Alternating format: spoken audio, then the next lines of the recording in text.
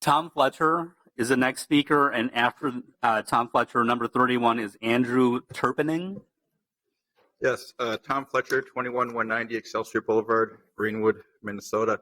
Before I do my comments, I'm going to respond to a couple things. It was known that a Stanford professor did a study on mobility. It was between metropolitan areas, not within the metropolitan areas so much, so just as a correction on that. I also know that MPHA indicates they have a fairly high success rate with the current program, and their statistics show, on their report, show 100% units funded to the least, if I read them correctly, and 98% spent to funded. So apparently they are placing people with landlords. Okay, in terms of, and also in terms of my personal remarks, I also sit on a city council in the small town of Greenwood. We have our property problems too, so I get it, but I've also learned from dealing with problem landlords. We've sent inspectors through when we do that, and we get the place up to a reasonable level, but you can't compel good performance. Maybe this council can, but our council can't. We can get them up to a reasonable level, and then it stops. I think in the city of Minneapolis, you have a large number of good landlords. There are bad ones too, just like we have in Greenwood, but you have a large number of good landlords, and I think this thing is negative in terms of the direction it goes and in terms of discouraging people who want to be good property owners. I have a daughter who lived in Burbank and now lives in San Francisco. She had a landlord in Burbank who took pride in her apartment for $950 a month. Major metropolitan area. Not quite comparable, still roughly comparable. And you went around the apartments in the area, great pride in the apartments in general. My wife has commented the same thing. We go to San Francisco. Example of a highly regulated market. She lives in a rent-controlled apartment, over $2,000 a month now, compared to $950 for less of an apartment. You just have to look in the door and you can tell, the care of the apartment. Richmond Heights area between Presidio and Golden Gate, not a bad neighborhood in San Francisco. I mean, Presidio's a nice spot if anybody's ever been out there, and as is Golden Gate Park. And so it's, guess what? You can't force good performance, and San Francisco has more rules than we have, and it's in the carrot or the stick. Peter Coyle cited it. I would say that why not focus on developing willing partnerships with landlords, have the public housing do what they say they need to do, and see how that works, and try and. Thank you, Mr. Fletcher. Thank you. Next speaker is Andrew Terpening, and after Andrew is Judith Tenenbaum. Hello, thank you very much. My name is Andrew Terpening. I live at 227 Montrose Place in St. Paul, but I work at 1825 Chicago Avenue South in Minneapolis. I'm a housing case manager with Resource, and I have 17 clients that I work with. They all have different types of subsidies, and I would like to advocate in support of the ordinance. One thing I would like to mention is just that I hope that we could all put ourselves in the shoes of folks that have subsidies. So my average client gets Social Security, he or she gets $733 a month. And something that I see all the time as I'm looking for apartments is must make 3 times the rent. The income must be 3 times the rent. I see that all the time. And if you ask yourself, if you're making $733 a month, what would a third of that be? $240. I mean, it's absurd to think that someone making that kind of money could afford an apartment with those kinds of restrictions. Even if the person were to get a part-time job and make, let's say, $200 a week, still that adds up to about being able to afford a $500 apartment. And there are folks that can't make the kind of money that need some kind of a subsidy, and that's what Section 8 provides. And so I hope that people can put themselves in their shoes and understand that there's not a lot of options that they have. Section 8 is one of the only options that they have available to them. The other thing I wanted to say is just that I think that this ordinance is about giving people a chance. Right now, because there's such a dearth of affordable housing, they essentially don't have a chance. And this provides them a chance. If the property manager doesn't want to rent to them, if they decide that they don't meet criteria, then they don't rent to them. It's fairly straightforward. Agencies like mine would love to work with landlords that would at least give our clients a chance and let them go through the application process to see if they would apply for the apartment. Thanks so much. Our next speaker is Judith Tenenbaum, and after Judith is Russ Adams. My name is Judith Tenenbaum. I live at 3812 Zenith Avenue South. I'm happy to be here to speak today in support of this ordinance. I'm here as a resident who thinks that this will be a better city if more people have choices and opportunities for affordable housing. I'm also here as a member of Jewish Community Action. I think that this ordinance would have a positive impact on the quality of life in our city. It would increase options and reduce barriers to mobility and choice. As we all know, there is a tremendous shortage of affordable housing, decent housing in our city, with rents rising more quickly than wages. It is a real struggle for the city to fund of the Affordable Housing Fund. We know that there's such a shortage of money, and we know it's probably going to get much worse. We can't afford to waste housing vouchers. Too many people who have these vouchers cannot find suitable housing for their family, and these vouchers that they have waited for years and years go to waste. You heard earlier today that the last time the list for these vouchers was open was in 2000. Oh, I forgot. Was it 2004 or 2008? 2008. I mean, that is a long time to be waiting and then not to be able to use it. It's just a waste of our resources. I also want to say that I live in a neighborhood that has disproportionately very few of these vouchers in use, the least in the city, and it's become worse. And I know that my neighborhood would be a better place with more diversity, with more families of color, with more mother or female-headed households. And I just want to say, as a long-term resident, I've been here 45 years, I support this. Thank you. Thank you. Mr. Adams, you're next, and afterwards it's Gail Dorfman. Thank you, Councilmember Yang and members of the City Council. I'm Russ Adams. I am the director with the Alliance for Metropolitan Stability. I live at 3317 14th Avenue South in beautiful Powderhorn Park. I want to thank Council members Warsame, Goodman, and Glidden for bringing this ordinance forward. I speak in support of it. I understand that 57 jurisdictions roughly around the country have adopted this measure. I've yet to hear any study or any report that in any of these states, counties, or cities, it's led to the collapse of the rental apartment industry. I also want to thank Council members Glidden and Warsame for having a community forum a few weeks ago at the UROC to have a full discussion about this. At that forum, there was a landlord who spoke very eloquently about renting to tenants of all incomes and ethnicities and races. But he said something that bothered me. He said that it's not any of your business, the City Council, to tell them who to rent to. And I just want to respectfully disagree with that statement and say it's always the business of government to step in and prevent discrimination. And that's what this ordinance is about. It's hardly a mandate.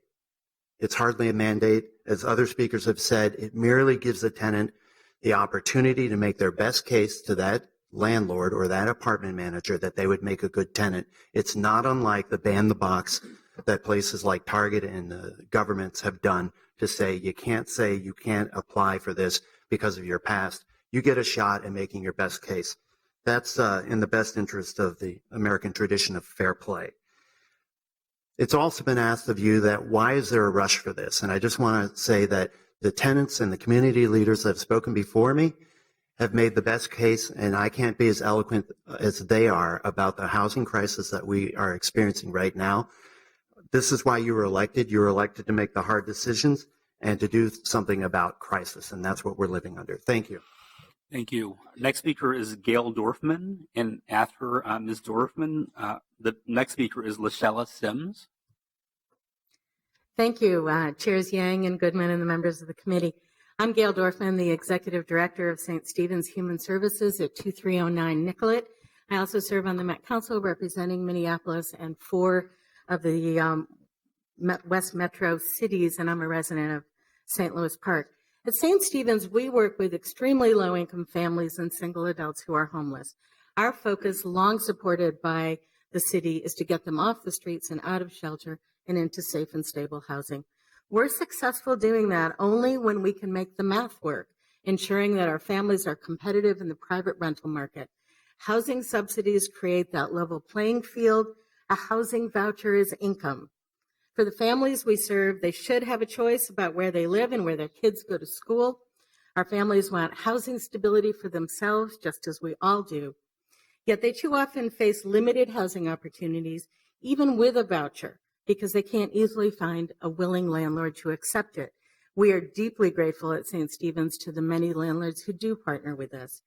A year and a half ago, the Met Council Metro HRA opened our Section 8 waiting list for a few days. 34,000 households applied.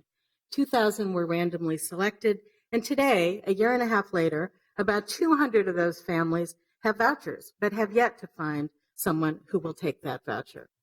We have a client at St. Stephen's who lived for 20 years at the Crossroads Apartments in Litchfield. She had Section 8, she paid her rent, she was not a problem tenant, but Crossroads was bought out by a Chicago investment company, put in granite countertops, renamed the building's concierge apartments, and kicked her out. Why? They told her they would no longer be accepting Section 8 vouchers. And we're seeing that same instance in the city of Minneapolis. Thank you, council members Glidden, Goodman, and Warsami, for starting what ultimately needs to be a regional dialogue and regional coordination. This evening at our meeting, the Met Council is considering changes to our Livable Communities grant process so that projects that accept Section 8 will rank higher and more likely be funded. And we look forward to working with Minneapolis, MPHA, and all our regional partners to promote innovative regional collaboration, including the many recommendations in the Family Housing Ms. Fund Dorfman, report, can you wrap up? to ensure that all of our families find safe, stable, and affordable housing. Thank you, Thank you to Commissioner. Minneapolis. Our next speaker is Leah Sims, and after her is number 36, Tish, I want to say Tish Perry or Tish Penny. Greetings, I'm Leah Sims, senior organizer with Micah, and I live on the north side, Minneapolis. I kind of looked at this. First, let me do a couple of statements. How much money a tenant makes should not be a reflection on their self-worth. Two, it's against the law to discriminate against me, right, self-worth, but policies and procedures can be put in place that will do the same thing. And I've looked at this situation with through an equity and equal lens, and maybe some legalities in regards to the situation between the tenants and landlords, and something is missing, and it could be possibly help prevent some of the situations that come afterwards. And that is, I think that right in the beginning, the tenants should have access to a landlord's background also. Right from the beginning, that allows both parties to see what's happening with the other. And if they want to, right from the beginning, develop some sort of relationship with that person or that contract or that tenant or landlord. The way it is now, the tenant right away is at a disadvantage because of what the city ordinance has in place in terms of the legalities and restrictions that a tenant has.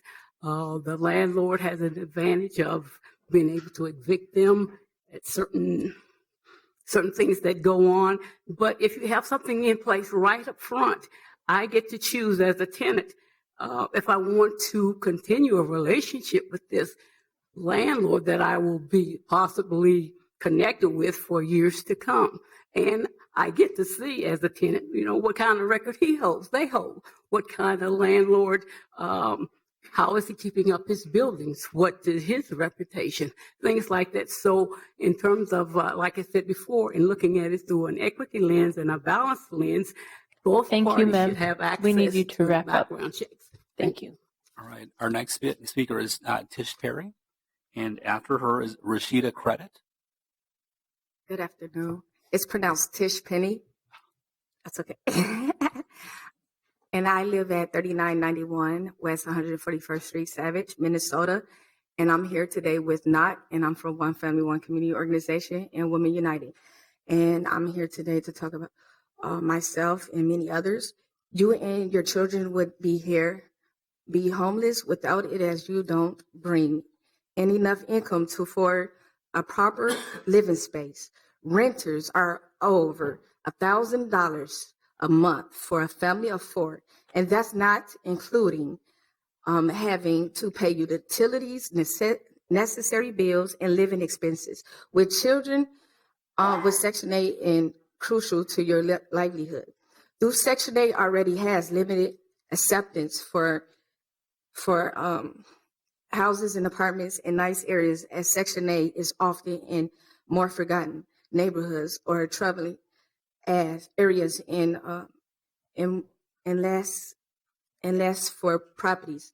But for those with major struggles and challenges to life, surroundings is better than nothing than Section 8 is here as our options. I pray for Section 8 program renters for those in need and hope it will actually get better and designated living opportunities, more choices, and safer, friendly, inspiring communities. Welcome these in need, trying to live better and create a happier, peaceful, stable home and a peace of mind. Section 8 helps bring affordable ease to my living needs. Every dollar makes. My children are very grateful to the program and myself and many others. I'm here for pleading for you guys to do this for 10 years. Thank you. Thank you. The next speaker is Rashida Credit. You have to sign up. So if you can sign up, yeah. We're almost done. So please just sign up. Our next speaker, number 38, is April Anderson. Hi, good afternoon. I'd like to thank the council for my time.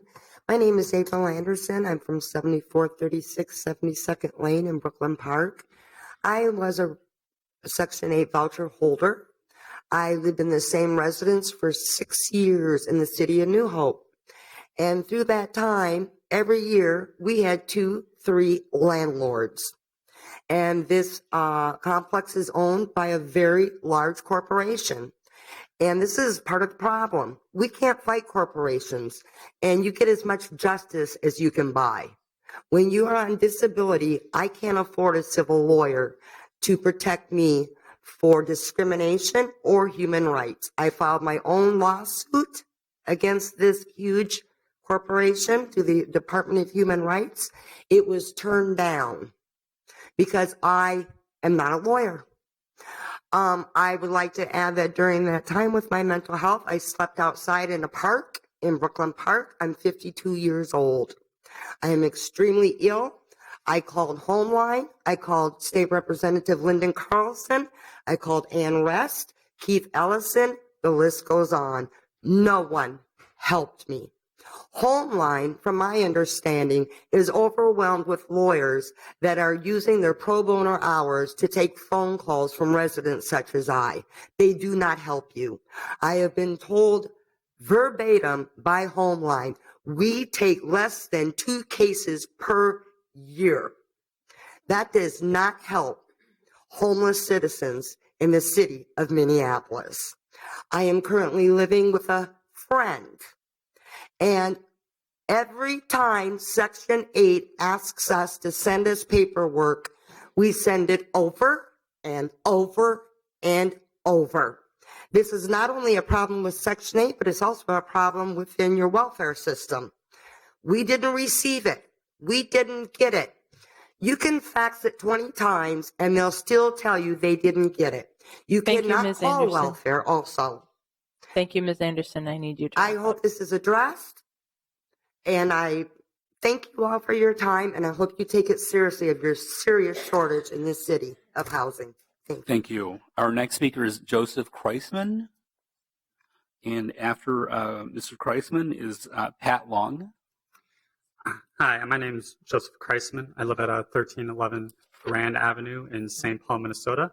And I'm the director of the Downtown Congregations to End Homelessness, which represents 15 interfaith congregations in and around downtown Minneapolis here. I want to thank Councilmember Wasami, Glidden, and Goodman for putting together this proposal and for the committees for having the public testimony today. The DCH supports this ordinance change for three major reasons. The first is that the city currently allows discrimination that is widespread in the housing market against housing choice voucher holders. You cannot blatantly deny someone housing for any reasons besides housing choice vouchers and criminal records. And these two things are dramatically different from each other. There's an inherent choice in the program for landlords who can still deny a housing choice voucher holder tenancy if there are other more qualified applicants. It's the same for an employer who can not hire a woman if there are other applicants, but they cannot say on the application, women need not apply. The second reason is that there's a dramatic lack of choice in the housing market today in Minneapolis. This ordinance will allow low-income families the opportunity to live in neighborhoods that they have traditionally been locked out of and not be limited to specific areas of the city or forced into homelessness. As has been discussed, there's a real lack of affordable housing in Minneapolis, and Section 8 is one of the best opportunities for families to find a home so they're not at risk of being able to not pay the rent because it's coming on time every month. The third reason is a moral one. Being a landlord is a privilege, and having a home is an international human right that is guaranteed in lots of countries. The job of city government should be to protect the least among us from those who have power. Thank you. Thank you. Our next speaker is Pat Long, and after Ms. Long is Cheryl Anderson. Hi, my name is Pat Long. I'm a senior case manager at Community Action Partnership for Suburban Hennepin. I am I work with the homeless population, and working with them and work with them for many years. I often get a lot of phone calls with families that are freaking out because they are losing a Section 8 voucher after waiting 10 to 12 years to even get the voucher. So once they get the voucher, they're so happy. Oh, happy day, I got a voucher. And they get out there and look for housing. And once they look for housing, they got 90 days to find housing. So they don't find housing in 90 days. Then they have to go get an extension. Getting an extension, that's another 60-day extension. And so now they down to the wire, because if they don't find housing in 60 days, they will lose their voucher after waiting up to 12 years to get one. And so I'm finding that the biggest elephant in the room, that the landlords, management companies, a lot of them have stopped taking Section 8. So advocating for these families to try to get them housing and try to get them housing with their Section 8 voucher, it could be a daunting task sometimes. And so we're down to the wire, getting out there to try to find the families housing. I have been able to succeed to find them housing and to keep them in housing. And I think it's really important that they will look at that these families want a safe environment to live in, and they like to, choose wherever they need to choose to move at. And most of the families want to move in a safe environment. I'd like to say that being a housing advocate, that one of the biggest fear that most of the people have when they do get this Section 8, am I going to be able to find housing? Thank you, because Ms. a lot Long. of landlords and management companies don't take it no more. Our next speaker is Cheryl Anderson, and after Ms. Anderson, the next speaker is Rod Adams. Hello, everyone. I'm a property manager. My name is Cheryl Anderson. I live in St. Louis Park, but my two properties in question are in Ward Goodman's ward, in her ward there down in Loring Park. I do work for Halverson and Blazer Grove. We have a criteria for certain residents, for every resident, not certain residents. I do have numerous Section 8 residents that qualify there. I'm not going to say Section 8 residents all are bad, but we do have the ones that take advantage of that program. And once they're in, they pass the inspection. And once they're in, then they have all these complaints, which should have been past inspection through Section 8. And it's either they're doing something to sabotage or whatever to get the attention more, but they think they're privileged more than just a market rent resident. In the neighborhood of Loring Park, where my properties are, I'm not saying it's a better neighborhood, but it's a well-known, popular area. And for we have residents that come there, and I've had residents tear up my properties, my buildings, take handrails for scrapping, and they come from resources of agencies, different agencies. I don't want to name them all, but I deal with all of them. So I just want to say, as a property management, Section 8 or whomever is in charge of that needs to get a list of authorized or managers or property management companies that will take Section 8 clients instead of going through all this. I don't think they should be made to have to take Section 8. It's not fair because they have to make their money too. And as a property manager, I have to help them make their money. And I just think Section 8 needs to have a list to give to their clients prior to them going to have the 90 days to look or having an extension. They should already know who accepts and who doesn't. And for the owners that don't accept, that's their right. It's their money. And I'm on that side. But I think there's good Section 8 residents. There's bad Section 8 residents. That's what I'm going to say. Thank you for letting me speak. Thank you. Our next speaker is Rod Adams. And the speaker after that is Russell Glover. And once we get to Mr. Glover, we will be done with our list. Okay, my name is Rod Adams. I stay 3240 Portland Avenue South, Minneapolis. I just want to thank Councilmember Glidden, Warsami, and Goodman for putting this together. It's a really powerful ordinance. So I personally just wanted to give my history with Section 8. I grew up in a single mother-led home where my mom didn't work. She had several disabilities where she collected Social Security, and we struggled for a while, and she finally got a Section 8 voucher. She was so excited about it, and we were looking at the houses we could move into in Minneapolis or St. Paul. I was going to finally have my own room. Things were going to change, but what we found out was nobody wanted to take Section 8. Nobody wanted to take on top of having a Section 8 voucher, she received Social Security, and that was also a hardship for her finding a place to stay. So even if we did get into once we finally did get into a home, we would be there for a year.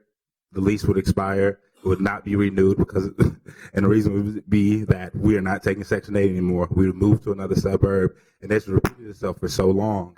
And this past year, my mother was diagnosed with a terminal illness, and she was forced to. Her lease was up, and they didn't renew it. She was forced to move away from her center of support. She was staying in Coon Rapids, where a bunch of my family members stayed and were there and able to check on her. She had to move from there to Maple Grove, where now she lives in a place where she doesn't drive, and the closest store is like 3 miles away. And this is somebody with a terminal diagnosis. And this is because landlords are discriminating against folks who have Section 8. This has caused her so much hardship on my own end, having to leave work late at night to run to Maple Grove to provide groceries for my mother because she can't make it to the store. And the fact remains is. Thank you, Mr. Adams. I need you to wrap up. Okay, I can stop. All right, thank you guys. All right. Next speaker is Russell Glover. Hello, thank you for hearing me. My address is 4145 Bryant Avenue South. I own 4 duplexes in the northeast neighborhood, and then I own 1 in the Tangletown, which would be yours. I guess, this is coming down to an issue of discrimination. However, it's also an issue of just about housing in general. You have people that want to buy houses that can't find them, let alone renters that, I have people coming in, first persons that provide the correct criteria, which is a lot of times the first person. They get it. And then let alone Section 8.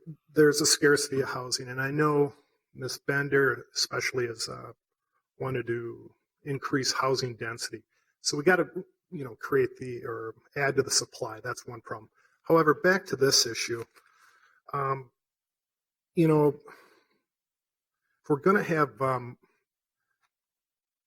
people that are, it's coming down to mandating this.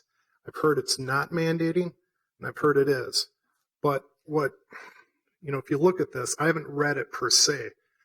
At the end of the day, it looks like, is there language in here that's going to make a landlord sign up for this federal program?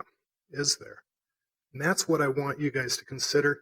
I wish you would table this for now and actually work with the reform of trying to make the application, the inspections a lot easier and a lot smoother.